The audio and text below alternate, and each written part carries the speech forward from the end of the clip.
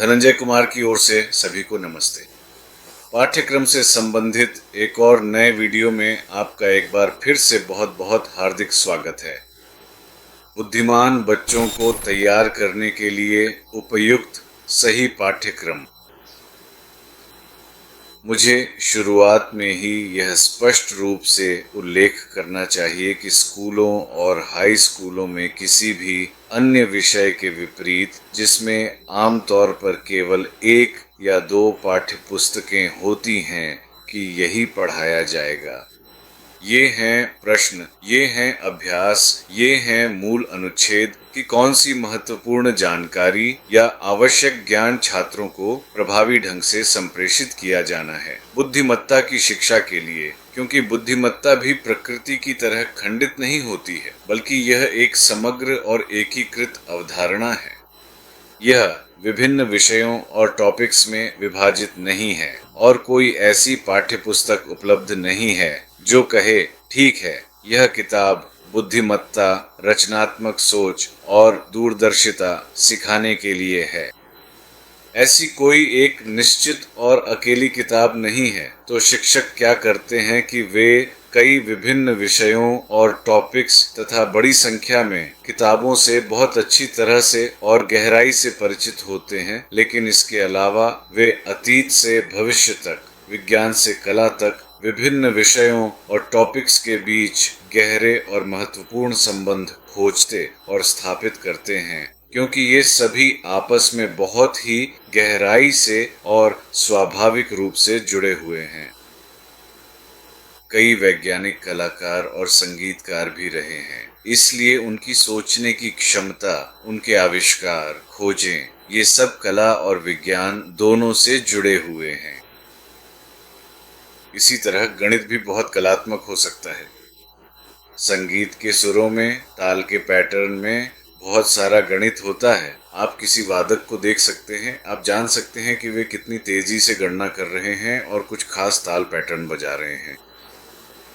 और इसी तरह वास्तुकला भी सौंदर्य शास्त्र से जुड़ी हुई है। आप जानते हैं, आपकी सुंदरता की समझ और कार्य क्षमता, इन्हें इंजीनियरिंग की अवधारणाओं, तकनीकों, निर्माण विधियों, सामग्रियों और उपकरणों के साथ मिलाकर देखा जाता है।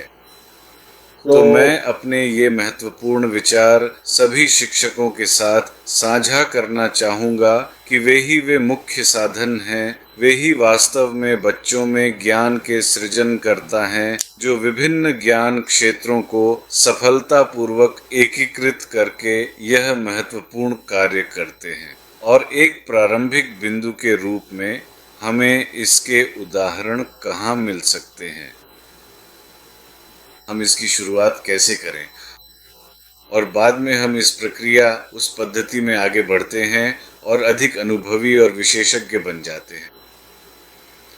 मैं विनम्रता पूर्वक यह सुझाव दूंगा कि इस YouTube चैनल पर पहले से ही 400 से अधिक वीडियो उपलब्ध हैं, जो आपके लिए बहुत उपयोगी हो सकते हैं।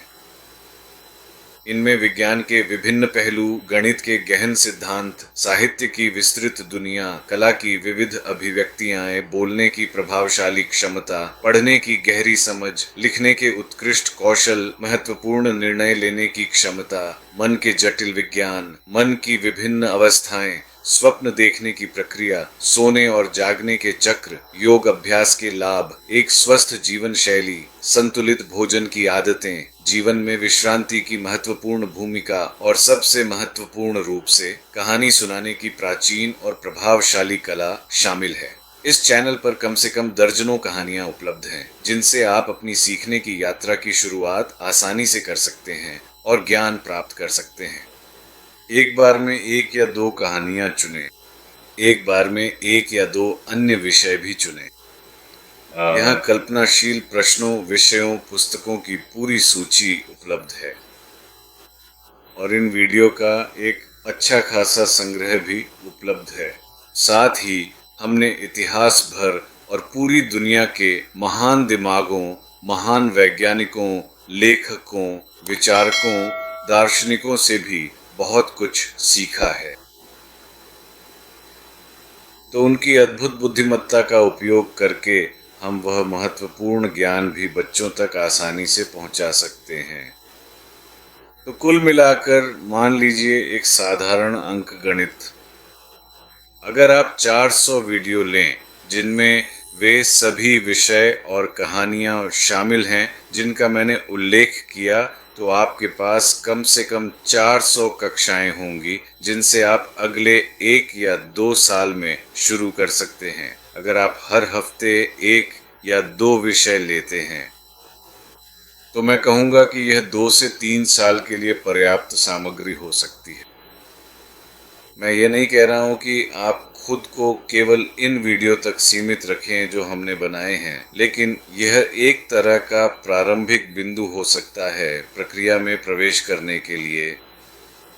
तो कृपया इस महत्वपूर्ण सुझाव पर गंभीरता से विचार करें और इसे अन्य सभी संभावित शिक्षकों के साथ भी अवश्य साझा करें। और यह हमारी सच्ची आशा और हार्दिक सपना है कि यह विचार आगे बढ़ेगा, व्यापक रूप से फैलेगा और न केवल परिवारों में बल्कि अन्य शिक्षकों और वयस्कों, परिवार के सदस्यों में भी। और सबसे महत्वपूर्ण बात यह है कि विभिन्न क्षेत्रों के शिक्षा अधिकारियों में भी गहरी रुचि पैदा करेगा।